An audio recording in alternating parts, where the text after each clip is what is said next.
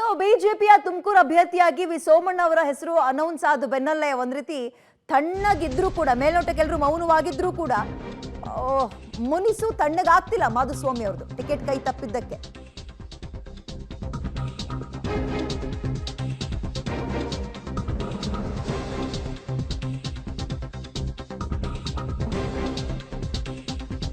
ಬಸವರಾಜ್ ಅವರು ಹಾಲಿ ಸಂಸದರಿದ್ರು, ಬಟ್ ಈ ಸಲ ಸೋಮಣ್ಣ ಅವ್ರಿಗೆ ಟಿಕೆಟ್ ಕೊಟ್ಟಿದ್ದಾರೆ. ಆದ್ರೆ ಅಲ್ಲಿ ಟಿಕೆಟ್ ಆಕಾಂಕ್ಷಿ ಇದ್ದಿದ್ದು ಮಾಧುಸ್ವಾಮಿ ಅವರು. ಹಾಗಾಗಿ ಅವರ ಮುನಿಸು ತಣ್ಣಗಾಗ್ತಿಲ್ವಾ ಅನ್ನೋ ಪ್ರಶ್ನೆ. ಮಾಧುಸ್ವಾಮಿ ಜೊತೆ ದೂರವಾಣಿ ಮೂಲಕ ಮಾತಾಡಿದ್ದೀನಿ, ನಾನು ಬರ್ತೀನಿ ಅಂದ್ರೆ ನಾನೇ ಬರ್ತೀನಿ ಅಂದಿದ್ದೆ, ಬಟ್ ಮಾಧುಸ್ವಾಮಿ ಅವರೇ ಬೇಡ ನಾನೇ ಬರ್ತೀನಿ ಅಂತ ಹೇಳಿದ್ದಾರೆ. ಹಾಗಾಗಿ ನಾನು ಮಾಧುಸ್ವಾಮಿ ಮನೆಗೆ ಇವತ್ತು ಹೋಗ್ತಾ ಇಲ್ಲ, ಮಾಧುಸ್ವಾಮಿ ಮನಸ್ಸು ಸರಿಯಾದ ಬಳಿಕ ನಾನು ಹೋಗಿ ಮಾತಾಡಿಸ್ತೀನಿ ಅಂತ ಸೋಮಣ್ಣ ಹೇಳಿರೋದು. ತುಮಕೂರಿನಲ್ಲಿ ಮಾಜಿ ಸಚಿವ ಸೋಮಣ್ಣ ಮತ್ತು ಬಿಜೆಪಿ ಅಭ್ಯರ್ಥಿ ಕೂಡ ಹೌದು ಅವರೀಗ. ಇದೊಂದು ದೊಡ್ಡ ನೋಡ್ರಿ, ಭಾರತೀಯ ಜನತಾ ಪಕ್ಷ ಬುದ್ಧಿಜೀವಿಗಳ ಪಕ್ಷ ಆಯ್ತಾ, ತಾಂತ್ರಿಕವಾಗಿ ನಿಪುಣರ ಪಕ್ಷ. ಈಶ್ವರಪ್ಪನವರು 40 ವರ್ಷಗಳ ಕಾಲ ಈ ಪಕ್ಷದಲ್ಲಿ ತಮ್ಮನ್ನೇ ತಾವು ತೊಡಗಿಸ್ಕೊಂಡಿದ್ದ ಒಬ್ಬ ಮುತ್ಸದಿ. ಅವ್ರು ಮಾತಾಡ್ತಾರೆ, ಇದಕ್ಕೆಲ್ಲ ಬೇರೆ ಬೇರೆ ರೂಪದಲ್ಲಿ ಇದಾಗ್ತದೆ. ನಾನು ಇವತ್ತು ಮಾಧುಸ್ವಾಮಿ ಅವ್ರ ಮನೆಗೆ ಹೋಗ್ತಾ ಇಲ್ಲ, 3-4 ದಿನ ಕಳೆದ ಮೇಲೆ ಪ್ರಯತ್ನ ಮಾಡ್ತೀವಿ. ಅವ್ರಿಗೆ ಯಾವತ್ತು ಮನಸ್ಸು ಸರಿ ಹೋಯ್ತದ ಅವತ್ತು ಅವ್ರ ಮನೆಗೆ ಹೋಗ್ತೀವಿ. ವಿಶ್ವಾಸಕ್ಕೆ ಸಿಕ್ಕಿಲ್ಲ ಅಂತ ಏನ್ ಮಾಡ್ತಾರೆ ಸರ್? ಒಂದ್ ನಿಮಿಷ ಅಪ್ಪ, ಅವೆಲ್ಲ ಭಗವಂತ ಪುಣ್ಯ ಕ್ಷೇತ್ರ ಕಣಯ್ಯ. ಅಲ್ಲಿ ನೋಡ, ಅಲ್ಲಿದ್ದಾರೆ ಪುಣ್ಯಾತ್ಮ, ಇಲ್ಲಿಂದಾನೆ ಅವ್ರು ಶುರುವಾಗಿರೋದು. ನಿಮಿಷ ರೀ, ಇದೊಂದು ದೊಡ್ಡ ನೋಡ್ರಿ, ಭಾರತೀಯ ಜನತಾ ಪಕ್ಷ ಬುದ್ಧಿಜೀವಿಗಳ ಪಕ್ಷ ಆಯ್ತಾ, ತಾಂತ್ರಿಕವಾಗಿ ನಿಪುಣರ ಪಕ್ಷ. ಈಶ್ವರಪ್ಪನವರು 40 ವರ್ಷಗಳ ಕಾಲ ಈ ಪಕ್ಷದಲ್ಲಿ ತಮ್ಮನ್ನೇ ತಾವು ತೊಡಗಿಸ್ಕೊಂಡಿದ್ದ ಒಬ್ಬ ಮುತ್ಸದಿ. ಅವ್ರು ಮಾತಾಡ್ತಾರೆ, ಇದಕ್ಕೆಲ್ಲ ಬೇರೆ ಬೇರೆ ರೂಪದಲ್ಲಿ ಇದಾಗ್ತದೆ.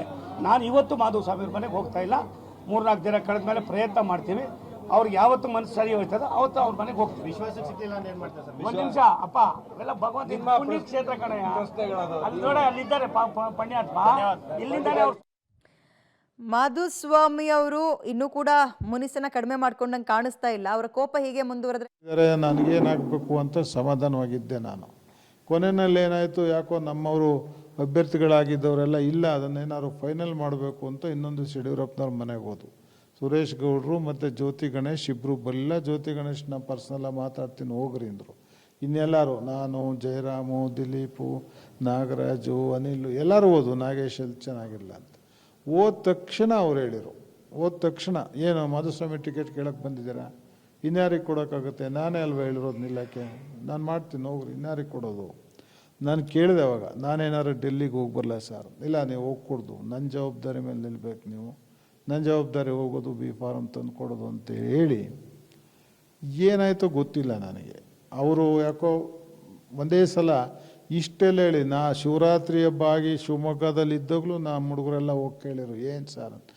ಇಲ್ಲಪ್ಪ ಅವ್ರಿಗೆ ಆಗೋದು, ನಾವೆಲ್ಲ ಪ್ರಾಮಾಣಿಕವಾಗಿ ಪ್ರಯತ್ನ ಮಾಡ್ತಿದ್ದೀವಿ ಅಂತ ಅವರು ಹೇಳಿ, ರಾಘವೇಂದ್ರನು ಹೇಳಿ ಟಿಕೆಟ್ ಕೊಡ್ಸೋಕ್ಕೆ ಯಾಕೆ ತಪ್ಪು ಮಾಡ್ರು ಗೊತ್ತಿಲ್ಲ ನನಗೆ. ನೀವು ಹೇಳ್ದಂಗೆ ನೋವಿಲ್ಲ, ನಾನು ಪ್ರಿಪೇರ್ ಆಗಿದ್ದವನಲ್ಲ, ಹೃದಯದಿಂದ ಹೇಳ್ತಿರೋದೇ ಮಾತು. ಬಟ್ ಟೆಂಪ್ಟ್ ಮಾಡಿ ಬಯಲಿಗೆ ಎಳೆದು ಅಗೌರವ ಮಾಡಿದ್ದು ಒಂದು ಬೇಜಾರಾಯಿತು. ಎರಡನೇದು, ನಮ್ಗೆ ಒಂದೇ ಒಂದು ಮನಸ್ಸಿದ್ದಿದ್ದು, ಹೊರಗಡೆಯವರು ಇಲ್ಲಿ ಬೇಡ. ನಾನು ತುಮಕೂರಲ್ಲಿ ಯಾವ ಅಭ್ಯರ್ಥಿ, ಲೋಕಲ್ ಅಭ್ಯರ್ಥಿ ಬಗ್ಗೆ ಮಾಧ್ಯಮದಲ್ಲಾಗಲಿ ನಾನು ಬಾಯಲ್ಲಿ ಮಾತಾಡಿಲ್ಲ. ನಾನು ಕೊಡಲಿಲ್ಲ ಅಂದರೆ ಬೇರೆಯವ್ರಿಗೆ ಕೊಟ್ಟರು ಆಗಲಿ ಅನ್ನೋ ಮನಸ್ಥಿತಿಲಿದ್ದೆ. ಕ್ಯಾಂಡಿಡೇಟ್ ಆದರೆ ಏಕ್ದಮ್ ಹಂಗೆ ಹೇಳೋಕ್ಕಾಗಲ್ಲ, ನನಗೆ ಕೊಡಿದ್ರೆ ಪರವಾಗಿಲ್ಲ, ಇನ್ನೊಬ್ರಿಗೆ ಕೊಡಿ ಅನ್ನೋಕ್ಕಾಗಲ್ಲ. ನಾನಿದ್ದೆ ಅವಾಗ, ಸ್ನೇಹಿತರ ಜೊತೆ ಹೇಳ್ಕೊಂಡಿದ್ದೆ, ನಾಗೇಶ್ ಕೇಳಿದ್ದೆ ನಾನು, ಅನಿವಾರ್ಯ ಬಿಡಿ ಬಸವರಾಜ್ ನನ್ನ ವಿರೋಧ ಮಾಡೋದಾದ್ರೆ ಇನ್ಯಾರಿಗಾರ ಕೊಟ್ಟರು ಮಾಡೋಣ, ಅದಕ್ಕೇನಂತೆ ಅಂತ. ಸೋಮಣ್ಣ ಅವರು ಬರೋದು ನನಗೆ ರುಚಿಸಲಿಲ್ಲ. ಯಾಕೆ ಅಂದರೆ ಜಾತಿ ಇದೆ ಅಂತೇಳಿ ಒಬ್ಬ ವ್ಯಕ್ತಿ ಎಲ್ಲೆಲ್ಲಿ ಬೇಕೋ ಅಲ್ಲಲ್ಲಿ ರಾಜ್ಯದಲ್ಲೆಲ್ಲ ಓಡಾಡ್ಕೊಂಡು ಹೋಗಿ ಪಕ್ಷಿಗಳ ಸಂಘಟನೆನ ಹಾಳು ಮಾಡೋದು, ಕೆಡಿಸೋದು, ನಮ್ಗೆ ಬಂದು ಬೀಜ ಬಿತ್ತೋಗೋದು ನಮ್ಗಾಗಲ್ಲ. ಈ ಚಿಕ್ಕನಾಯಕಹಳ್ಳಿ, ನಾನೇನು ಲಿಂಗಾಯತರಂತ ಚಿಕ್ಕನಾಯಕಹಳ್ಳಿ ಕ್ಷೇತ್ರ ಗೆಲ್ಲೋ ಕ್ಷೇತ್ರ ಅಲ್ಲ. 2,20,000 ಒಂದು 30,000 ಜನ ಲಿಂಗಾಯತರು ಇರ್ಬೋದು, ಅಷ್ಟೂ ಜನ ಏನು ನನಗೆ ಹಾಕಲ್ಲ. ಟಿಕೆಟ್ ತಪ್ಪಲಿಕ್ಕೆ ಯಾರು ಕಾರಣ ಅಂತೀರಾ? ನಾನು ತಪ್ಪೋ ಕಾರಣ ಹೇಳೋಕ್ಕಾಗೋದಿಲ್ಲ. ಯಡಿಯೂರಪ್ಪನವ್ರು ಯಾಕೆ ಕೊಡಿಸ್ಲಿಲ್ಲ ಅಂತ ಅವ್ರು ಉತ್ತರ ಹೇಳ್ಬೇಕಷ್ಟೇ.